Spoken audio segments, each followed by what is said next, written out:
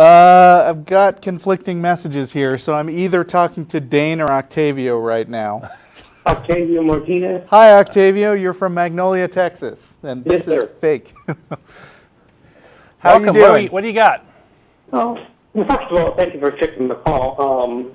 I've been watching your channel. This is my first time watching it on my computer. But anyway, my question is, why is it that Moses gets a pass when it comes to murder, when in the Bible it actually says, in Genesis, it actually says, well, actually with Cain, when he murdered, and he's afraid that he's going to be murdered because of what he did, that God tells him, well, anybody that tries to murder you, they're going to be punished 7 times 7 or whatever. But in Genesis, Moses murders an Egyptian because he sees the Egyptian mistreating 2 Hebrews. And so this is actually in the Bible where he says, well, the Bible actually states or is written, Moses waits till there's no one around, murders the Egyptian, hides the body in the sand. Now, this is before he receives the 10 Commandments. Okay. Now, here we go. He goes up the mountain. Why are you asking us this? Well, because I tried to, I asked people who claim to be religious and believe in all God, and I put this question to them. If they believe one thing, they have to believe everything, which means if they believe that God is all merciful and all powerful, and he can do anything. You already know what our answer is, right? Yeah, well, there's a jillion problems in the Bible, and you just start digging, and the more you dig, the more problems you'll find, and I think this one is interesting in that it's a little bit obscure and it'll be off the apologetics script, right? Because what you'll find from a lot of Christians is they'll get a question about the Bible and why is this so, and then they'll go look up the apologetic, the standard apologetic, and you'll just get this runaround of this rat's maze of scripts. And this particular one I've never heard before, and yeah, it's yet another problem in the Bible. And I doubt it's likely to be. I know what an apologist would say. He'd say, "Well, the commandment is thou shalt not murder," and Moses was doing what God wanted him to do. So so you'll get the apologetics aerobics run around. It's technically within the law. I mean, this is arguing the literary consistency of the Bible, and I'm more interested in the question of whether God exists at all. Well, I guess, in my simple view, I would. Hello? We might have lost you. Are you there? Yes. I have to honestly tell you, I do believe in the Creator, but not the kind that they do. Wait, so I'm sorry. What do you believe exactly? I can say it in 30 seconds. Actually, I believe that there was a Creator. Why? Well, my 30-second explanation will give it to you. Well, okay. Let me put it another way. This is how I understand the world to have come into existence. Okay. That I believe in Darwin's theory. We did come up from one cell. That's got nothing to do with how the world came into existence, though. Well, that's true. But here's my explanation. That the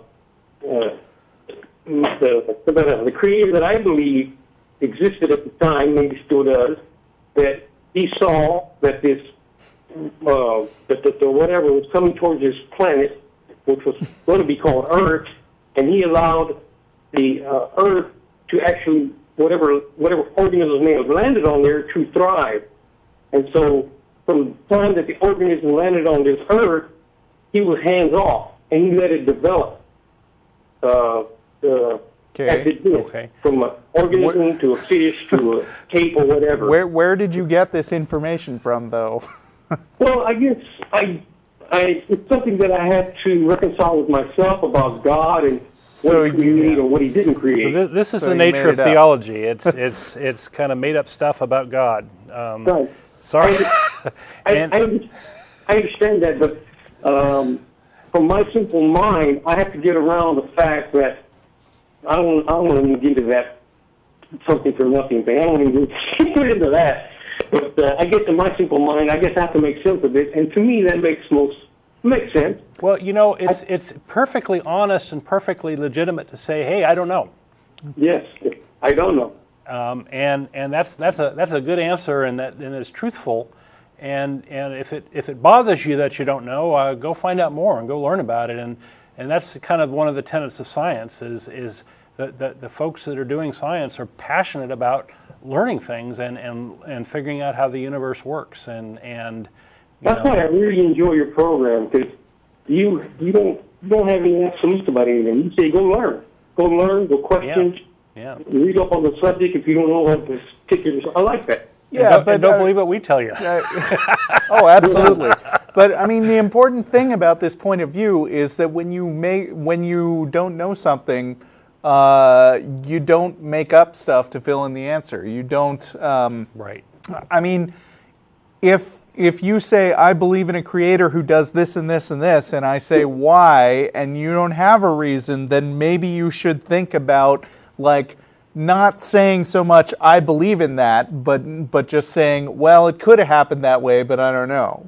Maybe that's why I should have said it. Okay. Yeah. Well, cool. And who knows? Like y'all say, you don't know there's a God, and you can't prove it. In other words, you can't prove there's a God.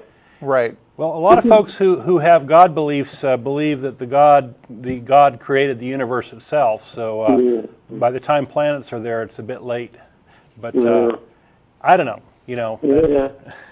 But I think this is a way off the subject. But as far as y'all concerned, when people call in and they argue about why you believe in atheism and why aren't you an atheist, it's because they want you to admit I was abused as a child, and as soon as you say that, they're not going to bother you anymore because they want a reason, and you don't. And you're not getting the reason they want to hear. It's a bit of a poke in the eye as far as I'm concerned. You don't believe in God because of some injury that you have, right? Exactly. Or it's very condescending and very I don't know. It's like let's talk about the merits of the claim and not my personal history, because that's irrelevant. Right. Exactly. Exactly. All right. But anyway, I'll let y'all go. I know it's probably more important call. But anyway, thank you for having me on. Thanks for your call. Yeah, thanks. I'll probably be a regular caller. Thank you. All right. Okay. Bye. Bye.